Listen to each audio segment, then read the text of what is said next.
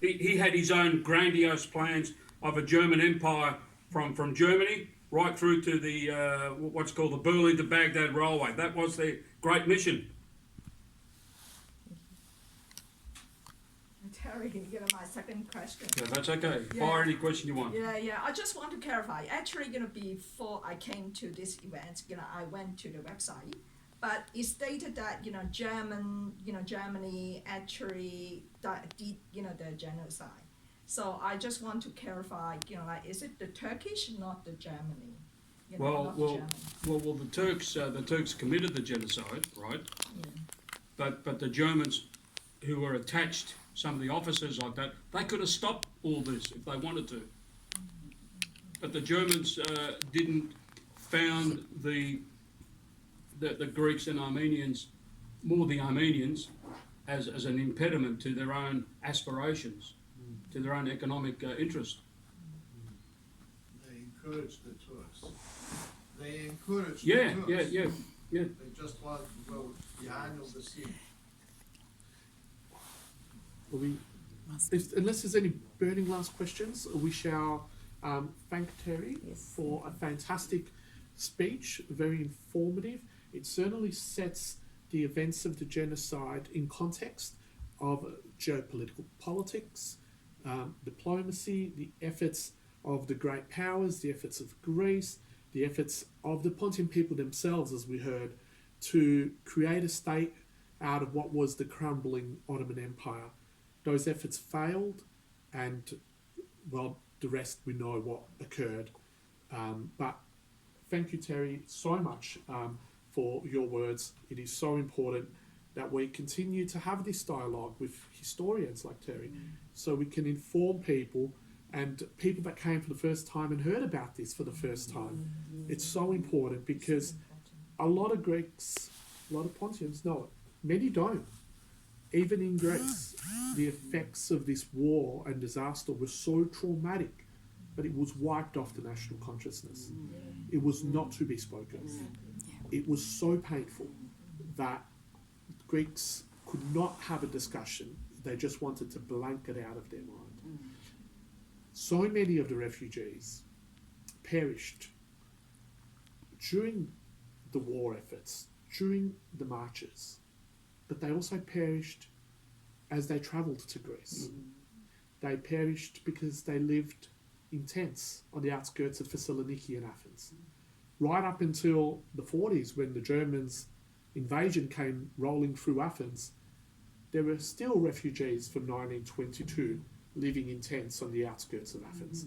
It wasn't until the Marshall Plans when proper housing was developed for many people. So it's a traumatic part. It changed Greece because it had an influx of over 1 million people. But it is undoubtedly, and I must say about the numbers as well, there's many others who stayed, who converted, who stayed, who might be crypto-Christians, who may have just completely adopted Islam and Turkish culture and identity because of fear, because they wanted to stay. You wouldn't swap your beautiful ancestral villages and homelands in Pontus or for a tent on the outskirts of Athens, and the uncertainty that comes with that. So it's important to remember them. It's also important to remember the orphans who were taken and raised by Turkish families, many of them never known their true identity. Some of them surprisingly find out in modern times now when they do DNA tests and are shocked. But all of these are the complexities of it and the complexities of the modern world. What is important to also acknowledge is that it's more or less historical fact. These facts are not disputed by historians. In fact, even in Turkey at the time, there were trials where a lot of the ringleaders were put on trial and found guilty, but then exonerated, never punished. So the evidence is there. And another community which we didn't talk about is even the Kurdish communities, because they were the beneficiaries of land vacated by these refugees. And the Kurdish communities, although they were sometimes following directions of the Turkish government.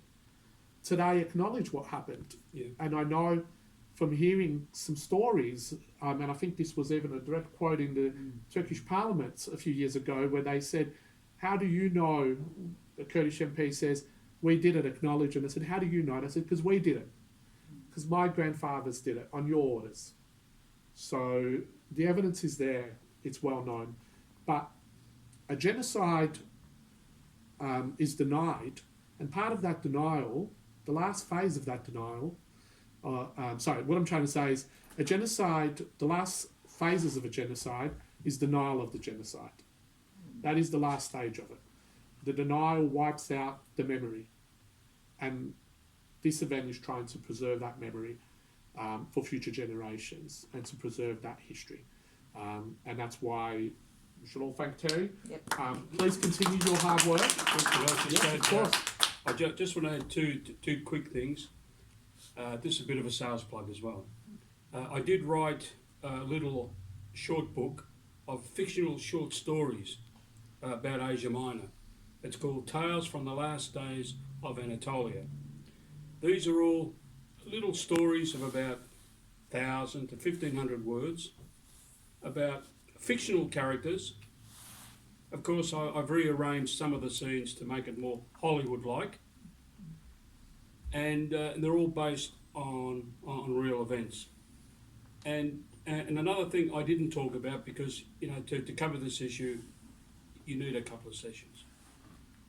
I did write a contributing chapter, and I think I'm the first person, at least in the English-speaking world, to write about the Greek POWs and civilians that were detained after the catastrophe of 1922.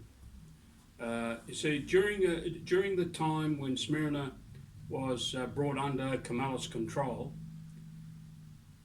they were talking about males between 17 to 45, what they were going to do with them.